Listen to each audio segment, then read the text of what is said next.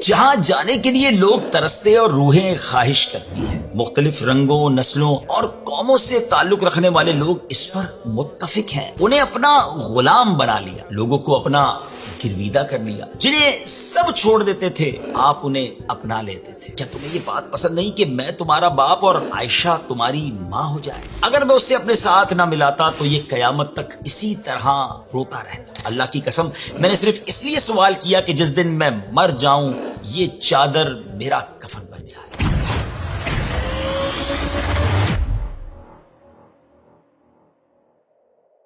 السلام علیکم ورحمۃ اللہ وبرکاتہ۔ ناظرین، آج سے ہم ایک نئی ویب سیریز کا آغاز کرنے جا رہے ہیں اور ویب سیریز کا نام ہے دا رول ماڈل۔ آج ہم بات کریں گے آپ علیہ الصلوۃ والسلام کے بارے میں ایز دا بیسٹ ہیومن، جی ہاں، ایک عظیم انسان۔ اللہ پاک قرآن مجید میں سورۃ الاحزاب کی آیت نمبر 21 میں ارشاد فرماتا ہے، لَقَدْ كَانَ لَكُمْ فِي رَسُولِ اللَّهِ أُسْوَةٌ حَسَنَةٌ، بے شک تمہارے لیے اللہ کے رسول میں بہترین نمونہ موجود ہے۔ یعنی اللہ کے رسول ہمارے پیارے آقا علیہ الصلوۃ والسلام کی زندگی ہمارے لیے بہترین رول ماڈل ہے۔ ہمارے پیارے آقا علیہ الصلوۃ والسلام نہایت شائستہ طبیعت، پاکیزہ اور عظیم عادتوں کے مالک تھے۔ آپ علیہ الصلوۃ والسلام اعلیٰ فضائل و مناقب کے حامل، جود و سخا کا منبع، خیر اور بھلائی کا سر چشمہ اور احسان کے اس عظیم مرتبے پر فائز تھے جہاں جانے کے لیے لوگ ترستے اور روحیں خواہش کرتی ہیں۔ آپ علیہ الصلوۃ والسلام کے اخلاق کی بلندیوں کا اندازہ اس بات سے لگایا جا سکتا ہے کہ آپ کی سیرت قیامت تک باقی رہنے والی ہے اور آپ کی ہر بات شریعت ہے۔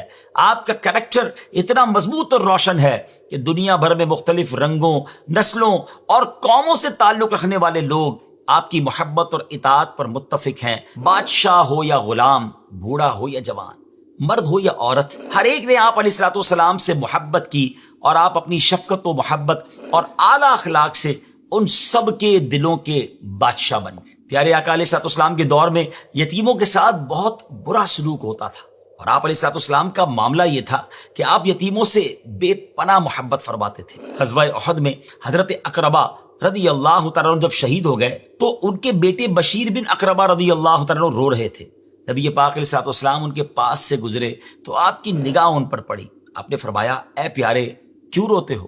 پھر نبی پاک نے انہیں تسلی دیتے ہوئے فرمایا، کیا تمہیں یہ بات پسند نہیں کہ میں تمہارا باپ اور عائشہ تمہاری ماں ہو جائے؟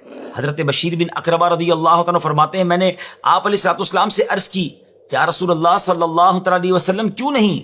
یہ سن کر میری اداسی اور غمزدہ دل کو سکون و قرار آ گیا۔ ناظرین، اسی طرح جب حضرت جعفر طیار رضی اللہ تعالیٰ عنہ جنگ موتا میں شہید ہوئے تو پیارے آقا علیہ الصلوۃ والسلام ان کے گھر تشریف لے گئے۔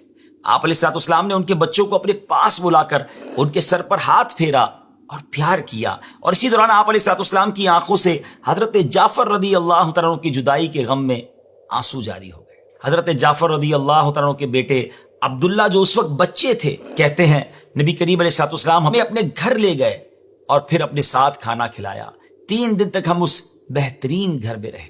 ناظرین، پیارے آقا علیہ الصلوۃ والسلام کا کردار ایسا تھا کہ صرف انسان ہی نہیں بلکہ جانور، یہاں تک کہ جمادات اور نباتات بھی آپ سے محبت کرتے تھے۔ حضرت انس بن مالک رضی اللہ تعالیٰ عنہ بیان کرتے ہیں کہ پیارے آقا علیہ الصلوۃ والسلام کا یہ معمول تھا کہ آپ جمعہ کے دن مسجد میں ایک کھجور کے تنے سے ٹیک لگا کر کھڑے ہو جاتے اور لوگوں سے خطاب فرماتے۔ تو کھجور کا وہ تنا جس سے ٹیک لگا کر آپ پہلے خطاب کیا کرتے تھے، پیارے آقا علیہ الصلوۃ والسلام کی جدائی کی وجہ سے بیل جیسی آواز نکالنے لگا، یعنی زور زور سے رونے لگا۔ پیارے آقا علیہ الصلوۃ والسلام اس کی خاطر ممبر سے نیچے تشریف لائے، اس کے پاس گئے اور اپنے ساتھ لپٹا لیا جبکہ وہ بلبلا رہا تھا۔ نبی پاک علیہ الصلوۃ والسلام نے اسے اپنے ساتھ لگایا تو وہ پرسکون ہو گیا۔ پھر آپ علیہ السلام نے فرمایا، قسم ہے اس ذات کی جس کے قبضہ قدرت میں محمد علیہ الصلوۃ والسلام کی جان ہے، اگر میں اسے اپنے ساتھ نہ ملاتا تو یہ اللہ کے رسول کے غم کی وجہ سے قیامت تک اسی طرح روتا رہتا۔ آپ علیہ الصلوۃ والسلام کے مزاج میں سختی نہیں تھی۔ آپ علیہ الصلوۃ والسلام اپنے صحابہ سے مزاح بھی فرماتے تھے، لیکن آپ کے مزاح میں بھی سچ کے سوا کچھ نہیں ہوتا تھا۔ ایک مرتبہ کسی نے پیارے آقا علیہ الصلوۃ والسلام سے سواری کا جانور مانگا تو آپ علیہ السلام نے فرمایا، میں تمہیں سواری کے لیے اونٹنی کا بچہ دوں گا۔ اس آدمی نے عرض کیا، یا رسول اللہ صلی اللہ تعالیٰ علیہ وسلم، میں اونٹنی کے بچے کا کیا کروں گا؟ آپ علیہ السلام نے جواب دیا کہ اونٹ بھی تو اونٹنی کا بچہ ہی ہوتا ہے۔ ناظرین، آپ علیہ الصلوۃ والسلام کے مزاح سے نہ کسی کی دل آزاری ہوتی تھی اور نہ کوئی بے عزتی محسوس کرتا تھا، بلکہ اس کے دل میں آپ علیہ الصلوۃ والسلام سے محبت میں اضافہ ہو جاتا تھا۔ ایک مرتبہ ایک بوڑھی عورت پیارے آقا علیہ الصلوۃ والسلام کی خدمت میں حاضر ہوئی اور عرض کی، یا رسول اللہ علیہ الصلوۃ والسلام، آپ میرے لیے دعا فرمائیں کہ میں جنت میں جاؤں۔ نبی پاک علیہ السلام نے ارشاد فرمایا، اے فلاں شخص کی والدہ، جنت میں کوئی بڑھیا داخل نہیں ہوگی۔ جب آپ سن کر وہ بڑھیا روتی ہوئی واپس جانے لگی تو آپ نے فرمایا، اسے بتا دو کہ جنت میں کوئی عورت بڑھاپے کی حالت میں نہیں جائے گی بلکہ جوان بن کر جائے گی۔ ناظرین، آپ اپنی ضروریات پر دوسروں کی خواہشات کو ترجیح دیتے تھے، سائل کو کبھی منع نہیں کرتے تھے۔ ایک مرتبہ ایک عورت ایک چادر لے کر نبی پاک علیہ السلام کی بارگاہ میں حاضر ہوئی اور عرض کی، یا رسول اللہ علیہ الصلوۃ والسلام، میں نے اپنے ہاتھ سے یہ چادر بنی ہے، میں آپ کے پہننے کے لیے لائی ہوں۔ نبی پاک علیہ الصلوۃ والسلام کو ضرورت بھی تھی، اس لیے آپ نے اسے وہ چادر لے لی اور پیارے آقا علیہ الصلوۃ والسلام ہماری طرف تشریف لائے اور اسی چادر کو آپ نے بطور تہبند باندھا ہوا تھا۔ یہ دیکھ کر ایک صحابی نے عرض کی، یا رسول اللہ صلی اللہ تعالی علیہ وسلم، یہ کیا ہی اچھی چادر ہے، آپ مجھے عطا فرما دیجئے۔ نبی پاک علیہ الصلوۃ والسلام نے فرمایا، ہاں۔ پھر کچھ دیر کے بعد نبی پاک مجلس سے اٹھ کر گئے، پھر واپس تشریف لائے، وہ چادر لپیٹ کر ان صحابی کے پاس بھیج دی۔ بعد میں صحابہ کرام نے ان صحابی سے کہا کہ تم نے یہ اچھا نہیں کیا، حالانکہ تمہیں معلوم ہے کہ نبی پاک علیہ الصلوۃ والسلام کسی سائل کا، کسی مانگنے والے کا سوال رد نہیں فرماتے۔ اس پر ان صحابی نے جواب دیا کہ اللہ کی قسم، میں نے صرف اس لیے سوال کیا کہ جس دن میں مر جاؤں یہ چادر بطور تبرک میرا کفن بن جائے۔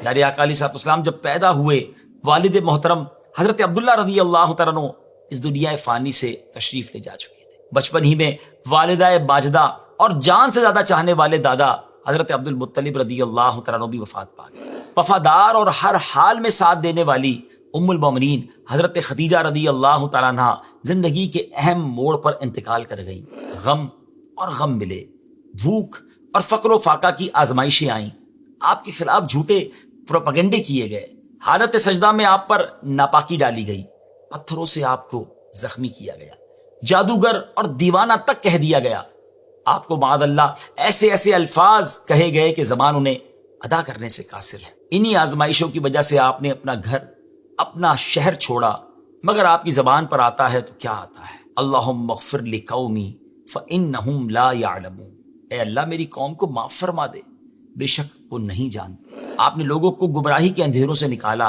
جہالت کی تاریکیوں کو ختم کر کے علم کا نور عام کیا، شیطانیت کا ازالہ کیا، نفرتوں کا کلا کما کیا، باطل کو مٹایا اور حق کو مضبوط کیا۔ اللہ پاک ہمیں آخری سانس تک پیارے آقا علیہ الصلوۃ والسلام کے دامن سے وابستہ رکھے اور پوری زندگی آپ کی سیرت پر عمل کرتے ہوئے گزارنے کی توفیق عطا فرمائے۔